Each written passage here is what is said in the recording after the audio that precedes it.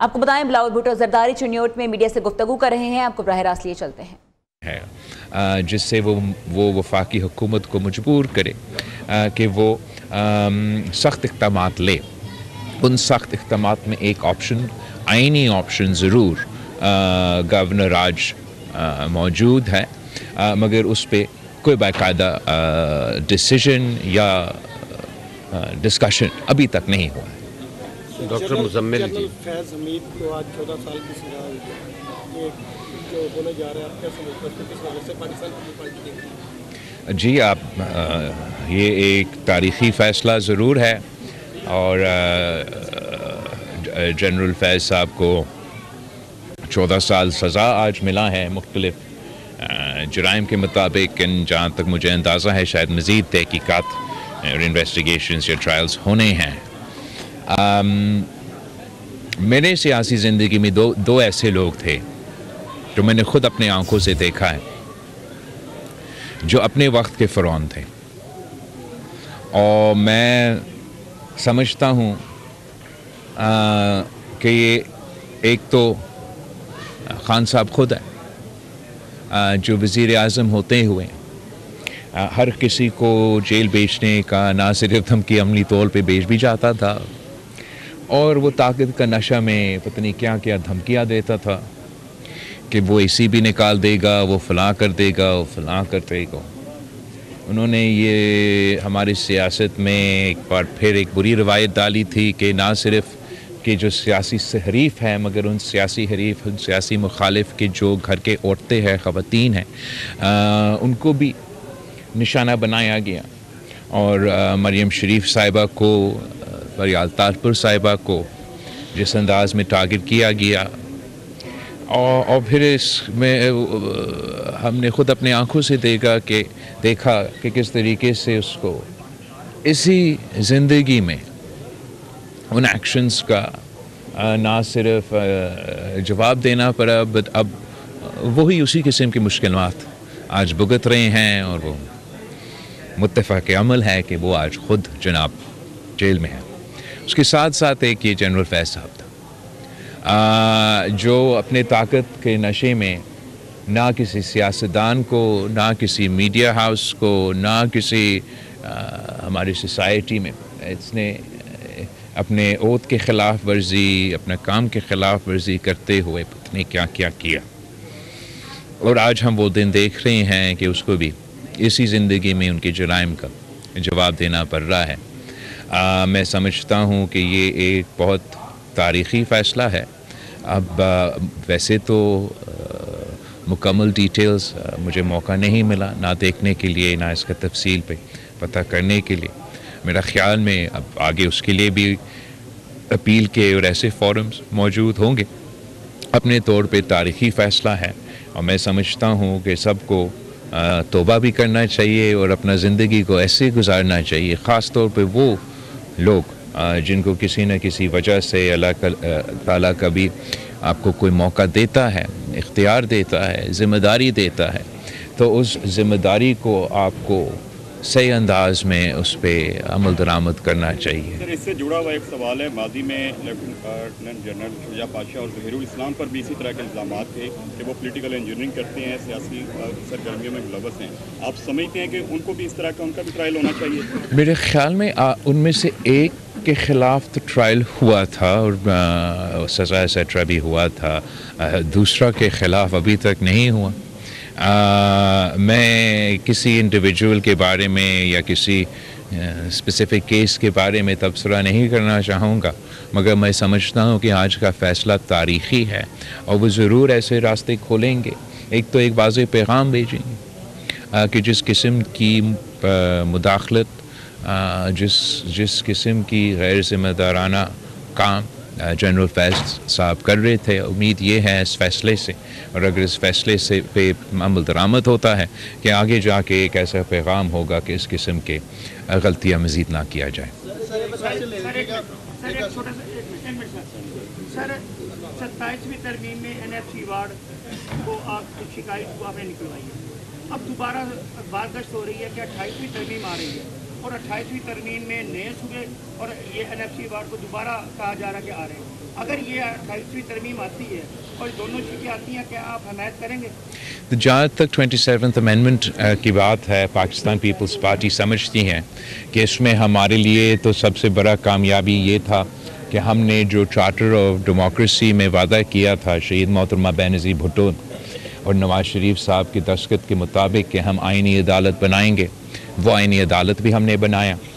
उस आइनी अदालत को तमाम सूबे के बराबर का नुमाइंदगी, जो पाकिस्तान पीपल्स पार्टी की बहुत ही पुरानी मुतालबा था,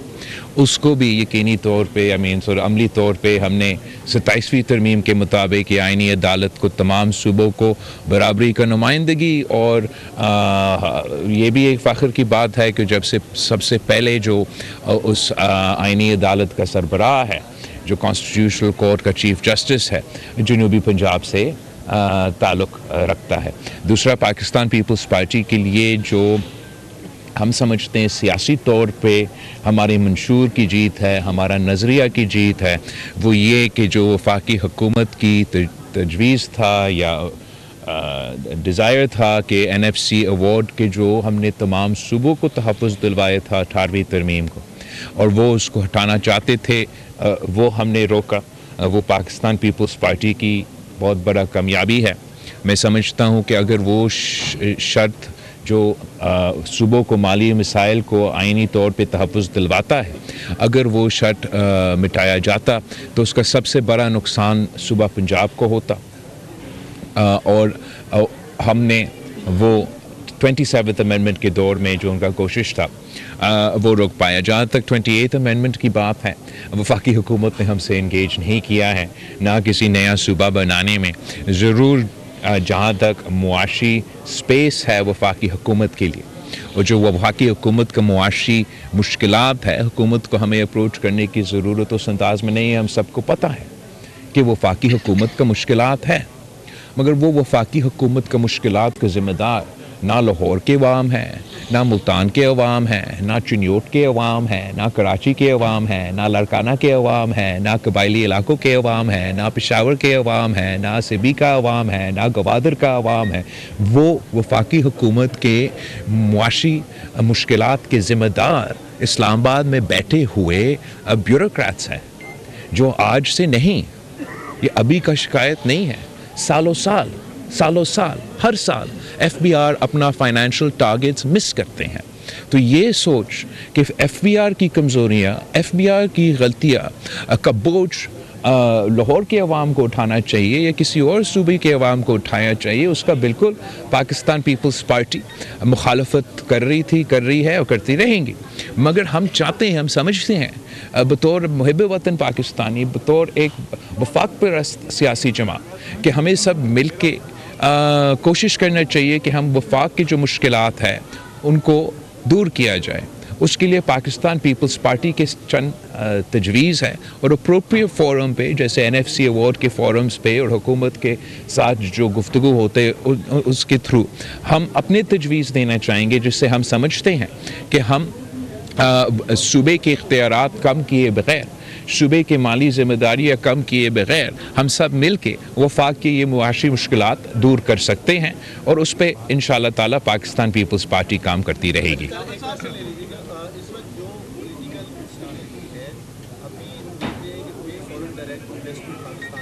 सॉरी, कोई फॉरेन डायरेक्ट इन्वेस्टमेंट पाकिस्तान में नहीं आई, जबकि हम प्राइम मिनिस्टर की हर दूसरी स्पीच में ये सुनते हैं कि पाकिस्तान की मैशत जो है वो टेक ऑफ करने वाली है, लेकिन ऐसा हो नहीं पा रहा। पाकिस्तान के अवाम आप जगह जगह गए हैं, देखा है किस कदर मुश्किलात का शिकार है। कब ऐसा पॉसिबल होगा कि पाकिस्तान की माशी इस वक्त सिचुएशन से ये इससे बाहर निकल सकेगा और हमारी जो एक्सपोर्ट्स हैं वो कुछ बेहतर होंगी, ताकि आम लोग जो है उनकी कुछ स्थिति बेहतर। जहाँ तक मुआशी सूरत हाल है,